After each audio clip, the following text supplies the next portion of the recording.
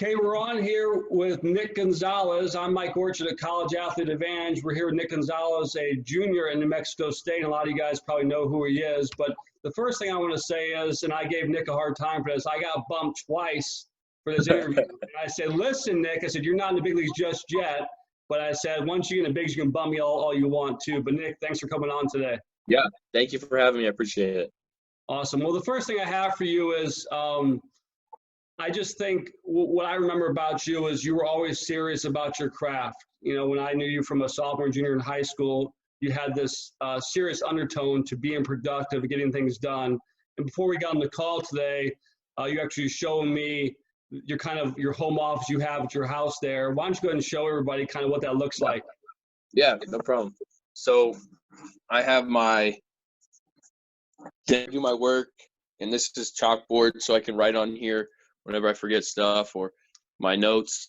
And then I have my calendar here, kind of run through some stuff that I go down. I have some short-term goals and books that I'm reading. And then Monday through Sunday, all that.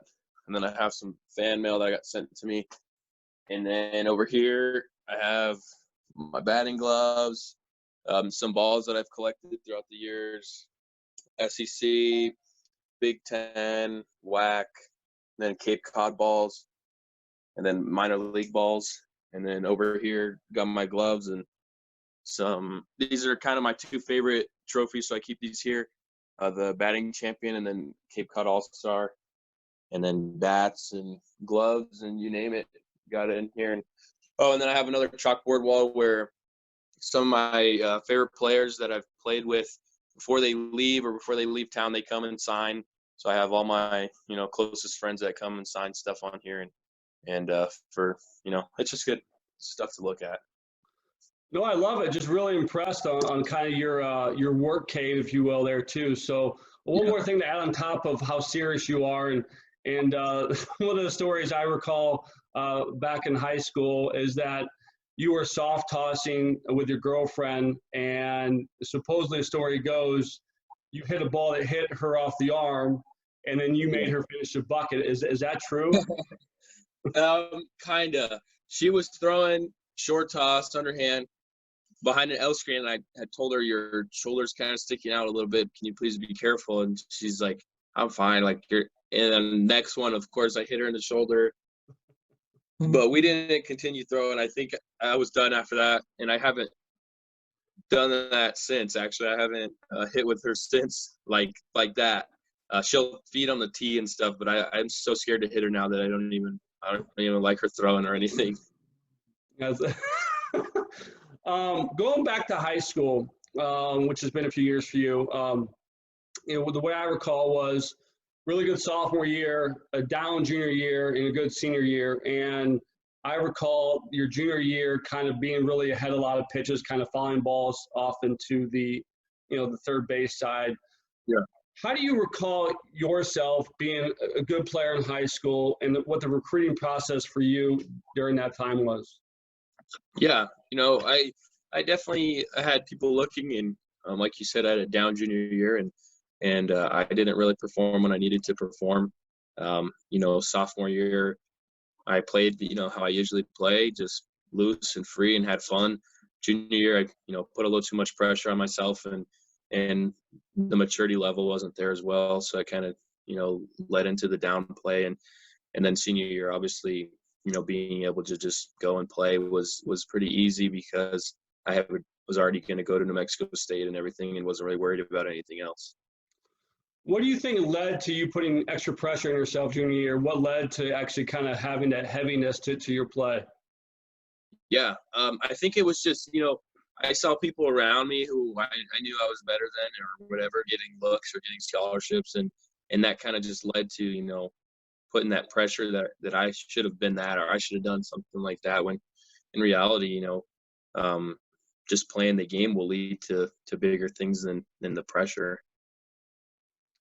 At the time as a sophomore, I think, you talked with your dad about, even at the time, what position may be your best future. I know there was talk about center field, shortstop, and even catcher, so to speak. What kind of led to you migrating to the infield with your skill set? Yeah, so freshman year in college, I kind of just was playing all over, just like I have been in the past, and center field, second, third, or wherever. Even caught a little bit, and then you know, I was kind of just the backup at like four positions, and finally, was able to slip into a crack at second base, and then that's kind of where it just has stuck since freshman year. Got to play 56 games at second, so. One of the articles I read recently on you talked about you being, a possible, top 5 pick. And they said in the last 20 years, there's only been, 2 second basemen. I think it was Weeks and Madrigal that are that high of a pick at second base. Do you think that's where your future lies, defensively playing professional baseball? Do you think that's where you're going to play your pro ball at? Yeah. I think I could play second or center. When I'm playing second, that's where I think I'll play as second, or when I'm playing short, that's where I think I can play short. So it kind of just changes. And also, I think, with the skill set and the work ethic I have, if a defensive change was to happen, it wouldn't be a problem. That's probably where I would take place. Back when I played high school baseball 25 years ago, I remember my senior year, I had an article where I was quoted like 2 or 3 times. And I'll never forget, I read the article like 100 times, like, oh my gosh, I got quoted in the high school. And the reason I bring that up to you is, how do you read all the stuff that's written about you, on the good side, the bad side? And then the second part is, how do you not get caught up in what you have as far as media attention goes? Yeah. So I read for the most part, most of it. But I just read it because usually after you do something, they'll send it to you or whatever, and I'll take a look at it. Or I don't like to listen to it because I think it's kind of funny hearing yourself talk. So I don't like to listen to too many. But I stay away. I don't really read the bad stuff because that kind of will make you mad or whatever. So I don't read any of that stuff, and you kind of just stay away from it. Just keep moving forward with it and playing the game, because I don't really play for the people to say anything about me or report on me or anything like that. So. Well, I think that's one of the impressive things about you, because I think a lot of times sometimes people read their own headlines a little bit as far as, believing how good they are, or like you said, the negative stuff about getting it down. One of the, some of the detractions people would say would be like, ballpark or conference. And my question is, and which I wonder, because I just check box scores, I'm like, how are people still pitching to you? And then on the second part of that is almost like a Gary Sheffield-esque, like, how do you stay disciplined enough to stay within your walk to K range to combat that? So the first question is, again, why are people still pitching to you? I know you have a good offense. And the second part is how you stay disciplined through them pitching around you. Yeah. The pitching to me, it was kind of just, we had a really good hitter behind me, and Peterson from CDO. He's a Tucson guy, and he hit 400 with 20 homers last year. So it was kind of, you can walk me, but I was also stealing bags. I had, I think, 6 or 7 this year. So it was kind of hard. I would try to steal second. So then, runners in scoring position, and then just staying disciplined with the approach and being mature with the at-bats is kind of what I had to do. Had this been happening to me freshman year, I would have struck out a lot of times because, I was just swinging up there, and I had to be really mature about it, the approach, and just try to get what they could give me, whether it was a single or whether it was a double or a home run. Right. Do you always stay within that approach? Do you respect the bat enough to just stay within that approach no matter what? Or in run seeking opportunities or in times in the game, do you maybe let that hitting square get a little bit bigger for you to kind of do some damage? Yeah, no, I pretty much stay the same, because there's still times where it's a 2-0, 3-1 count, and they'll flip in a curveball, and if I didn't really like it or I didn't see it well, I won't swing or whatever it might be. Or I'm still pretty disciplined with the approach as well. Let's go to the Cape Cod League last summer. For a lot of people know what the Cape is. For those who don't, it's kind of the highest on league for college players. You were the Cape Cod MVP, which to me is a tremendous honor. Do you think that validated what you did relative to New Mexico State in your eyes or other people's eyes? Yeah, I think it did it because I knew going into the Cape that, I was gonna have to make a name for myself there just because of the reputation that New Mexico State has, the stigma of the ballpark and everything like that, and the conference. So I knew I had to go in there and do something special. And I didn't ever even think about the MVP. I didn't even know that that was a thing over there. I just kind of wanted to make the All-Star team, and because a previous New Mexico State guy made All-Star team, so I wanted to do that. And was fortunate enough to win the award that I didn't really even know existed. So. What was the Cape like for you? What was the experience like as far as the guys you played with, the pitchers you faced against, and kind of being in a high-end environment? Yeah, it was amazing. I enjoyed every day over there. It kind of flew by. It was about 2.5 months, practice every day. We were at camps. And then we played after. And then there's not a lot of lights over there, so you kind of got to play during the day. And the pitching was really good, the best pitching I faced so far. And you kind of just you get adapted to it. I mean, you see like 88, 91 over here in our conference, and then over there you're starting to see 92, 94 every day. So it kind of just you see it, you don't go, oh my gosh, 94. You just kind of get in, and it's normal. One of the things that people would say about you is, plus makeup, work ethic. I think the makeup thing's really high as far as how people talk about you. Again, I think just know a little bit of background. Your family is a really good, solid family. How would you say your family influenced you from a young man to being a college junior? How would you say your family's impacted how you view baseball and how you work at the game? Yeah. So from a young age, my dad has just always instilled, the right and the wrong ways to do things, and especially the right way to play baseball. And that's kind of carried on, through a lot of things in life. There's only, a right way to do something and a wrong way. And the right way is just, giving it your all and trying your best, giving your best effort. So having that implemented to me at a young age was huge and crucial for when I got here and I was on my own. Because it's very easy to get distracted in college, and it's very easy to, do things you're not supposed to.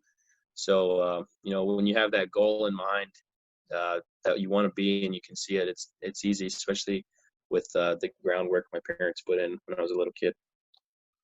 So the next question would be, what changed? What prompted you from being a really good high school player, Division I player, to a potential top pick? What was the accelerator? What was the igniter? What was the thing that kind of made you take that next leap? Yeah, it hasn't really been a leap or anything, like that. It's kind of just been the constant progression since, at a young age, and constantly getting better and better. And then finally, having the opportunity to go to the Cape and do something special was huge. I think that was kind of the step forward, because I could do as much as I could in the WAC and at my ballpark, but everything there is taken into consideration, the parks and the competition. So just the opportunity to go to the Cape and do well was pretty much the step. Your dad told me at the ASU game a few months back before things got shut down, he told me, because I asked him the same question, I said, what changed? And he said he felt bad because when you were, in high school and going to college, you would hit some doubles every now and then, you would kind of get big and try to hit a home run. He goes, no, Nick, you got to stay within your approach, and you're a singles and doubles guy. And all of a sudden he told me that he saw you hit a ball to the center field wall, and he's like, man, maybe I'm limiting my son as far as what he can do. Yeah.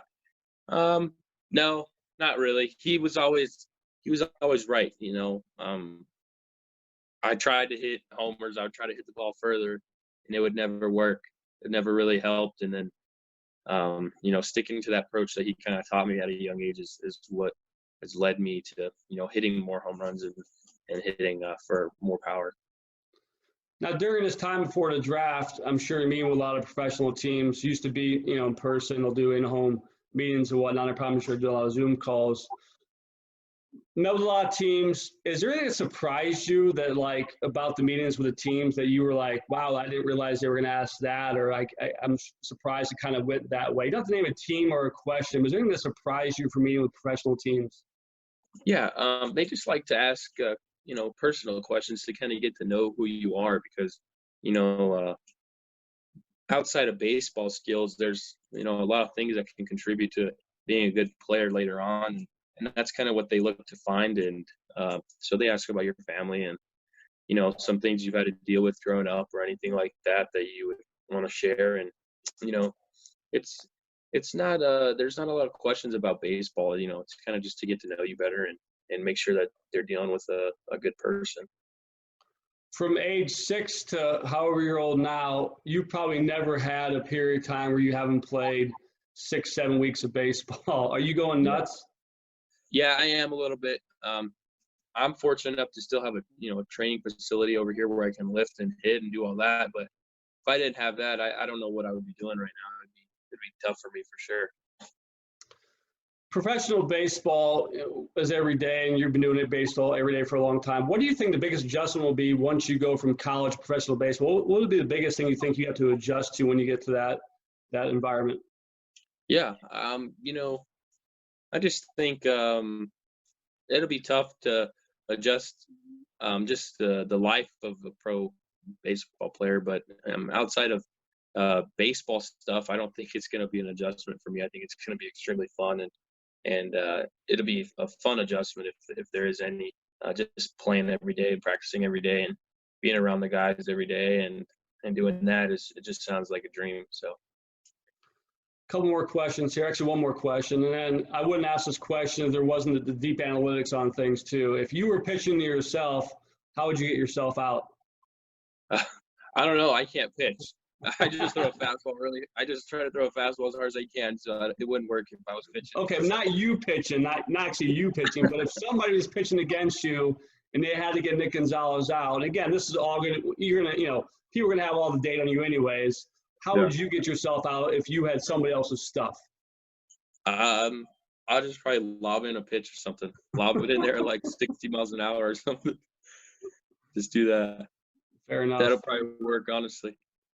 Yeah, well, like I said, I honestly I wanted to have you on today just because a couple of reasons. One, your ascension from a really good player to a phenomenal player. You've always been a great person, a great worker, but I wanted you to share, what your experience was. But I can speak for a lot of people that everybody's rooting for you because you are such a good young man. You got such a good head on your shoulders. And no matter what happens in 2 months, we'll all be cheering for draft day. And then once draft day is over, the real work begins. But again, I don't think it'll be much of a change for you because you've been a baseball junkie your entire life. So thank you for having on today, Nick. Yep, no problem. Thank you very much for having me.